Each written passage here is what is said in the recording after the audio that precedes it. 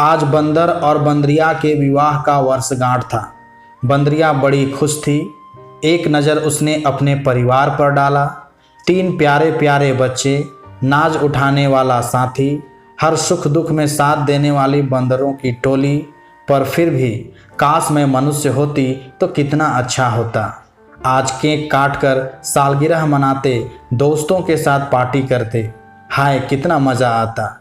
बंदर ने अपनी बंदरिया को देखकर तुरंत भांप लिया कि इसके दिमाग में ज़रूर कोई ख्याली पुलाव पक रहा है।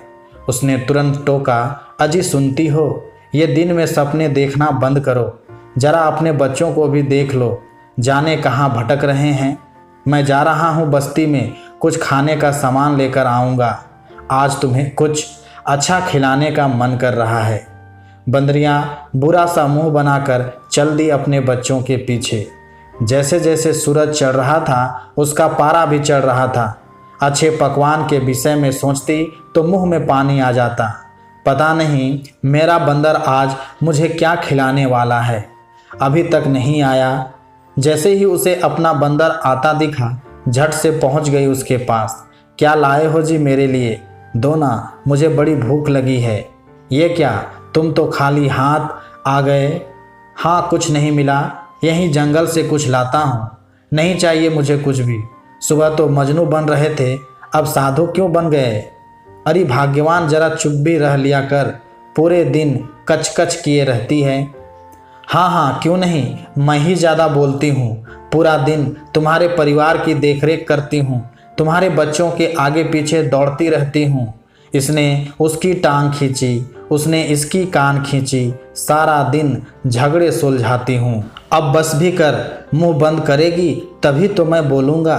गया था मैं तेरे लिए पकवान लाने शर्मा जी के छत पर। रसोई की खिड़की से एक आलू का पराठा झटक भी लिया था मैंने, पर तभी शर्मा जी की बड़ी बहू की आवाज़ सुनाई पड़ी।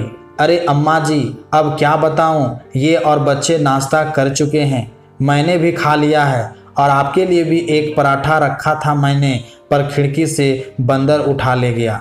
अब क्या करूं, फिर से चूल्हा चौका तो नहीं कर सकती।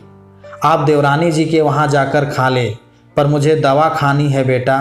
तो मैं क्या करूं अम्मा जी, वैसे भी आप शायद भूल गई हैं, आज से आपको वहीं खाना है।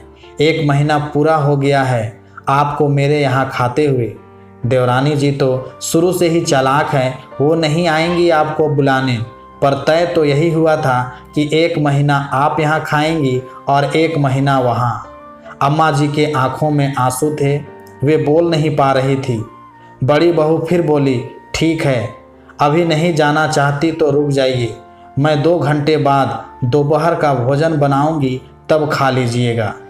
बंदर ने कहा कि मुझसे यह सब देखा नहीं गया, और मैंने पराठा वहीं अम्मा जी के सामने गिरा दिया। बंदरिया के आंखों से आंसू बहने लगे।